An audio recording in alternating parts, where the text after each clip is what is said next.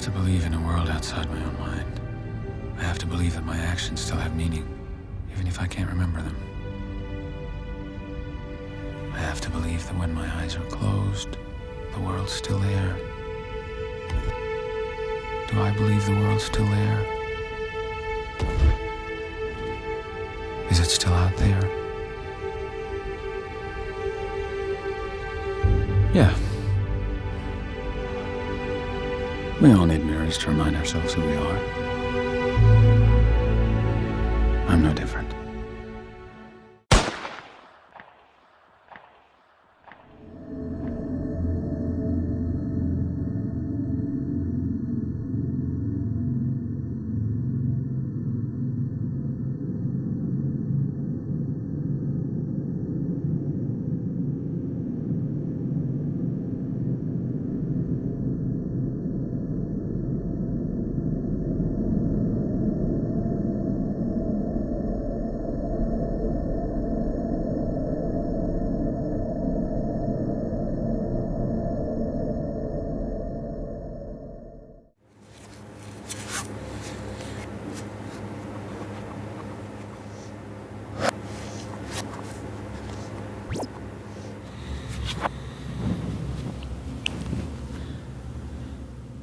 Não entendi nada.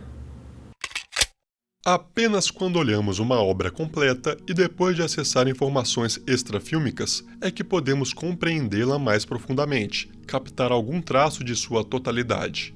Filmes sempre são plurais, polissêmicos. Sabemos que os filmes, apesar de trazerem a visão do diretor, sempre se abrem para muitas formas de interpretação. A montagem, a elaboração formal da imagem, assim como o modo como a narrativa se estabelece, fazem emergir os sentidos de um filme. Todos esses aspectos, entre outros, formam um verdadeiro quebra-cabeça que moldam nossa percepção do filme.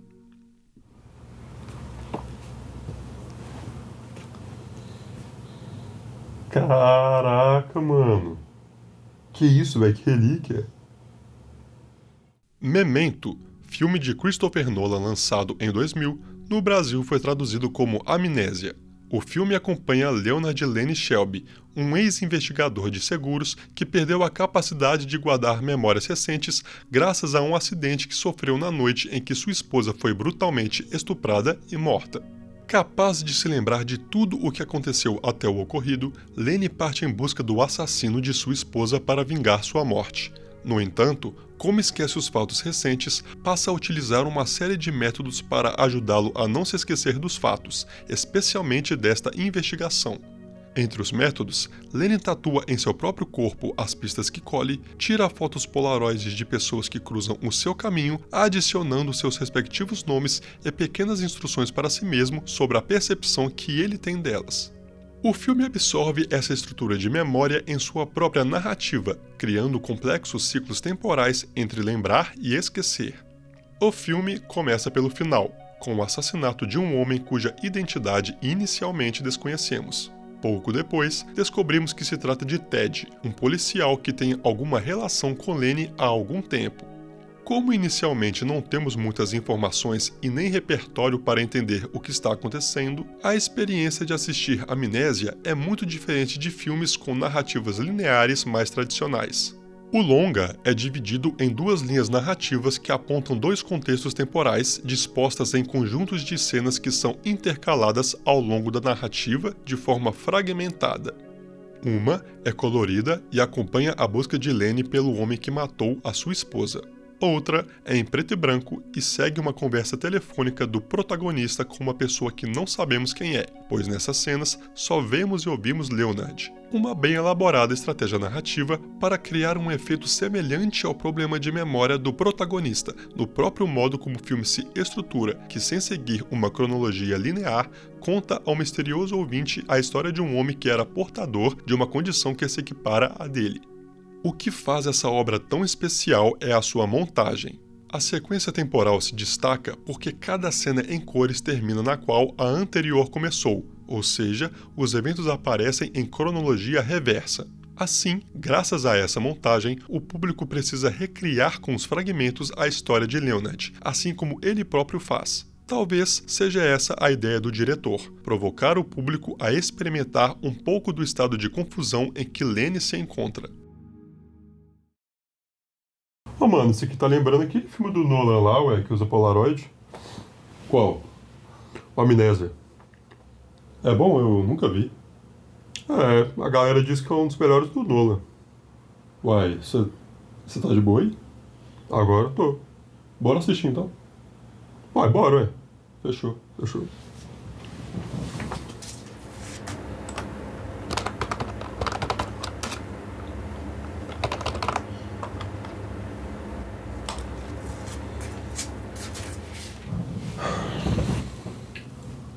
Pode ir? Claro.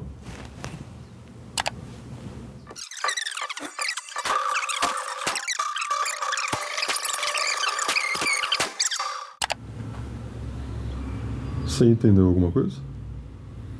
Mano, confesso que achei muito confuso o filme, de verdade mesmo. Eu também não entendi nada.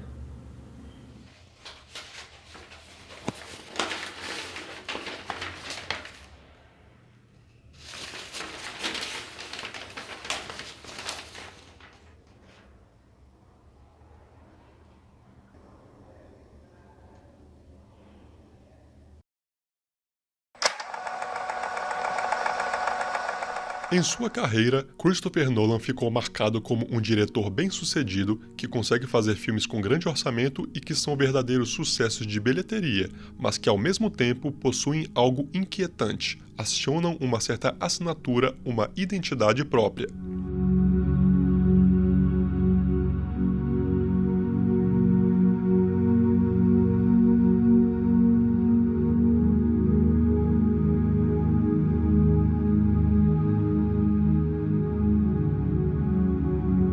Uma de suas marcas registradas é sempre trabalhar em torno de um tema, em Amnésia, a memória.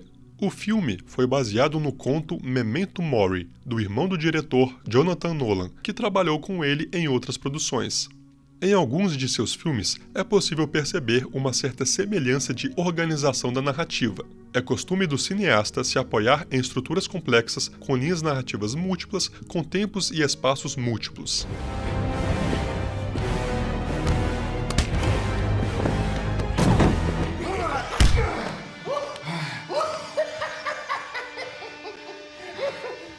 É possível notar que Nolan costuma retratar que a realidade não é algo absoluto, mas subjetiva a partir de diversos pontos de vista. Portanto, cada um de nós constrói sua própria percepção de realidade.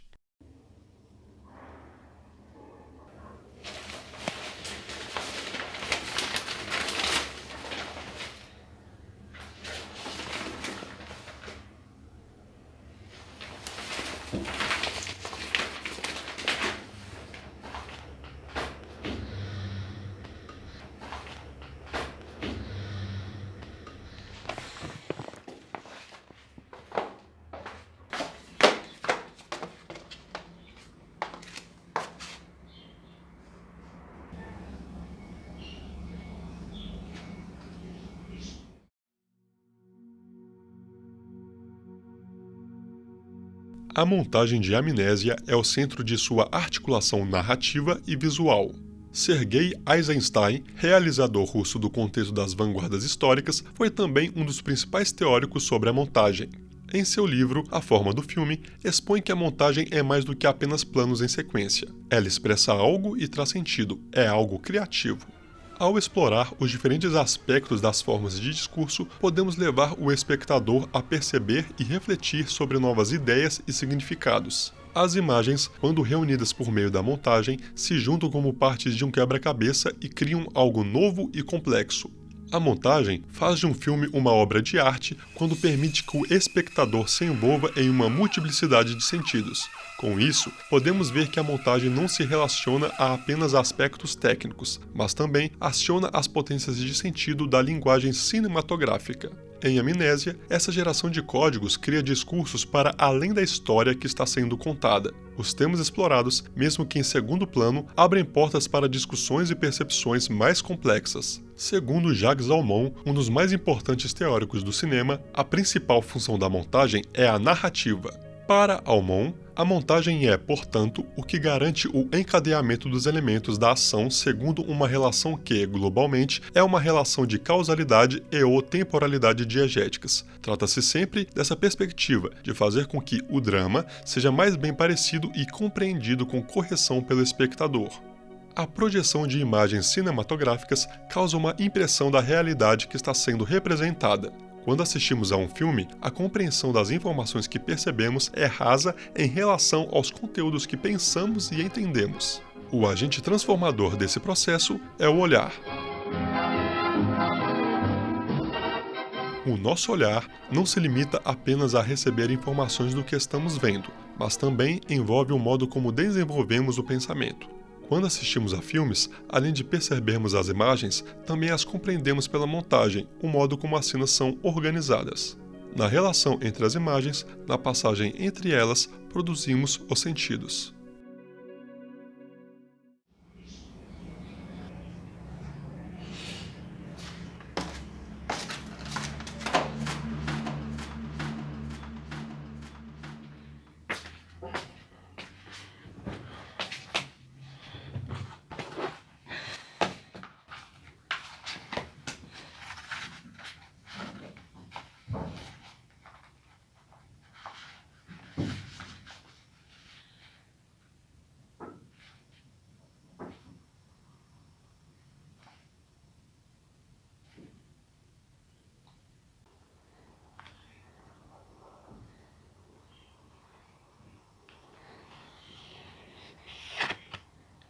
Impossível falar do filme Amnésia e não ver que seu tema central é a memória e sua relação com o esquecimento. É possível observar que o protagonista sofre de um tipo de amnésia anterógrada, que tem entre as suas causas um trauma físico como a pancada sofrida em sua cabeça. Lenny sofre com a incapacidade de reter memórias recentes depois do acidente. Ele só se lembra do que aconteceu antes. As novas informações que vieram posteriormente ao ocorrido não ficam gravadas em sua mente. Dentre as várias maneiras de abordar a memória, o filme trata o tema como uma condição psicológica. Para Ivan Esquerdo, neurocientista especialista em memória, o seu conceito significa aquisição, formação, conservação e evocação de informações. Dessa forma, a lembrança de algo só acontece quando somos capazes de gravar, armazenar alguma coisa que nós aprendemos, como você que está acompanhando o que eu acabei de dizer. No filme, é notável que Leonard não consegue reter as memórias de trabalho. Esquerdo explica que a memória de trabalho tem uma função muito breve e rápida, de um tipo de gerenciamento da realidade, em que é necessário determinar o contexto em que os diversos fatos, acontecimentos ou outro tipo de informação ocorrem e se esse tipo de informação já consta dos arquivos. Esses arquivos deixam de existir no cérebro de Leonard após o acidente. Por isso, ele recorre a outros métodos, como as polaroids, notas de próprio punho e tatuagens. Essa memória de trabalho serve para manter durante alguns segundos, no máximo poucos minutos, a informação que está sendo processada no momento, além de nos orientarmos e localizarmos no tempo e espaço sobre o que estamos ou estávamos fazendo, como uma forma de dar continuidade às nossas ações. Ela não deixa traços e não produz arquivos. No caso de Leonard, elas são apagadas em pouco tempo de sua memória. Esquerdo defende que as falhas da memória de trabalho poderiam e deveriam ser chamadas de amnésia. Assim, a condição da nossa personagem principal, com apoio na afirmação do autor, pode ser definida dessa forma, pelo menos como um tipo dela. No final do filme, vemos que o que nos foi mostrado não era a verdade. No terceiro ato, descobrimos que as memórias de Leonard eram falsas, memórias inventadas. Como explica Esquerdo, a repetição da evocação das diversas misturas de memórias, somada à extinção parcial da maioria delas, pode nos levar à elaboração de memórias falsas. Na teoria freudiana, a memória humana se assemelha ao comportamento do bloco mágico, no qual todas as experiências do indivíduo deixam marcas, mesmo que tênues e sutis. No inconsciente, ficam marcas daquilo que é insuportável para a consciência. Todo ser humano tende a se esquivar do sofrimento. Por isso, é possível afirmar que todos nós temos uma grande tendência ao esquecimento, haja vista que o esquecimento tem por fim a autodefesa de lembranças que, quando trazidas à memória, podem nos fazer sofrer. Mesmo assim, algumas memórias dolorosas continuam presentes em nossa consciência. Isso acontece porque essas lembranças têm um sistema de autodefesa que evita que a gente se sinta desconfortável quando elas surgem em nossa mente. Quanto mais vezes essas lembranças voltam aos nossos pensamentos conscientes, mais resistentes e distantes da sensação de desprazer elas se tornam. Como uma forma de autodefesa sobre si mesmo, Leonard elabora uma narrativa na qual não foi ele quem matou a sua esposa. Para Lenny, ela morreu pelas mãos do homem que a estuprou no dia que ele sofreu o acidente, perdendo a memória. Leonard não quer conviver com a dolorosa verdade, não quer aceitar que ele é o verdadeiro monstro. Por isso, como forma de aliviar a sua consciência e dar um significado à sua vida, ele cria uma narrativa na qual será o herói, que vai vingar a sua esposa e não o seu carrasco.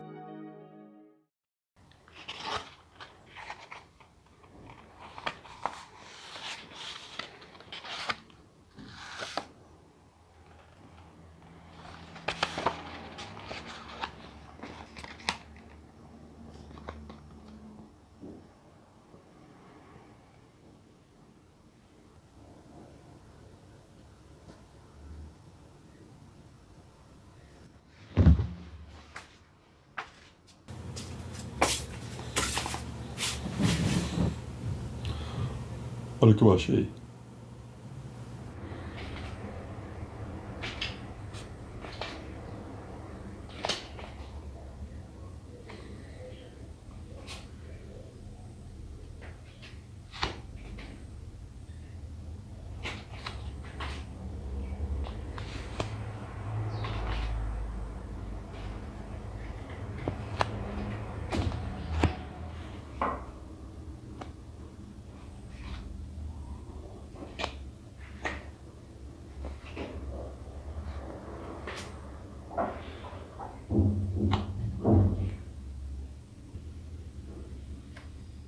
Para melhor compreensão do fenômeno que o filme provoca, nada melhor do que alguns exemplos que demonstram mais claramente o poder que a montagem tem na produção de sentido. Acompanhe essa história. Um homem está num telefone público e liga para alguém pedindo ajuda. Em casa, esse homem está conversando com a sua esposa enquanto brinca com a filha. A esposa está arrumando as malas, pois vai viajar. Ela então se despede do marido e da filha. No carro, o marido tenta ligar para a esposa, mas seu celular está sem bateria. O pai leva a menina para a casa da irmã e depois de se despedir de ambas, ele vai trabalhar. No carro com a filha, ele xinga em voz alta e a menina começa a chorar. O homem chega no trabalho e vai para sua mesa. Ao se sentar, ele pega no sono. No carro, a filha pede pelo brinquedo favorito e o pai se lembra que estava junto com umas sacolas para doação e fica bravo com isso. O homem acorda em seu escritório com o noticiário falando que houve um acidente no aeroporto. Ele então sai correndo e vai para lá. O pai agora está na casa da irmã, pegando a filha. Chegando no aeroporto, o marido vê a área isolada até que houve uma explosão. O homem então acorda no escritório e desliga a televisão. Ele pega o celular e liga para a irmã, falando que vai passar na casa dela para pegar a sua filha. Agora, reflita por um momento com sinceridade. Você achou a história confusa? Muito provavelmente, o início foi confuso para você, ou boa parte da história. Isso acontece porque faltavam informações. Elas foram sendo mostradas aos poucos para que no final você pudesse entender como tudo aconteceu. Outra coisa que você deve ou não ter reparado é que em alguns momentos apareciam coisas em preto e branco e em outros coloridas. Enquanto as em preto e branco aconteciam no sentido linear convencional, as coloridas aconteciam no sentido reverso, tudo isso intercaladamente. No caso desse pequeno exemplo, o final da história na cronologia real seria a primeira cena, do homem em um telefone público pedindo ajuda a alguém. Mas o final, nessa cronologia exemplificada, foi o evento que aconteceu no meio da história, em que o homem pega o celular e liga para a irmã falando que vai passar na casa dela para pegar a sua filha. É aí que está o pulo do gato. É a montagem que faz essa mágica. Se os eventos ocorressem na ordem cronológica normal, não haveria surpresas, porque os espectadores estariam descobrindo o filme junto com o nosso personagem, porque as coisas ainda não teriam acontecido. Mas quando invertemos essa lógica é que fica mais difícil de acompanhar, pelo menos na previsão, na antecipação do que vem a seguir. Afinal, algo aconteceu, mas não sabemos o que. Ao invés de descobrirmos o que vai acontecer, tentamos descobrir o que já aconteceu. É isso o que acontece em Amnésia. Essa montagem não convencional é um truque que nos faz ficar confusos, assim como o protagonista do filme.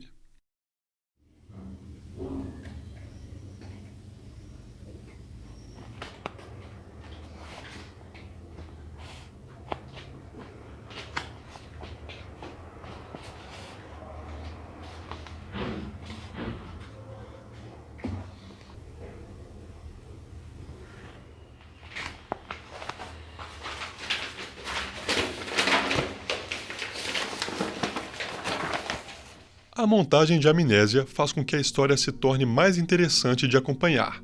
O modo como o filme é estruturado nos faz experimentar de alguma forma a mesma sensação do protagonista, criando assim um estranho contexto para um filme de suspense, já que tudo se trata de uma invenção da perturbada mente de Leonard. Ao acompanharmos a história através da perspectiva dele, o filme gera uma pluralidade de interpretações e nos faz desconfiar de tudo o que é mostrado. Afinal, Lenny e sua memória não são confiáveis, assim como este filme que você acabou de assistir. Lembre-se, nem tudo é o que parece ser.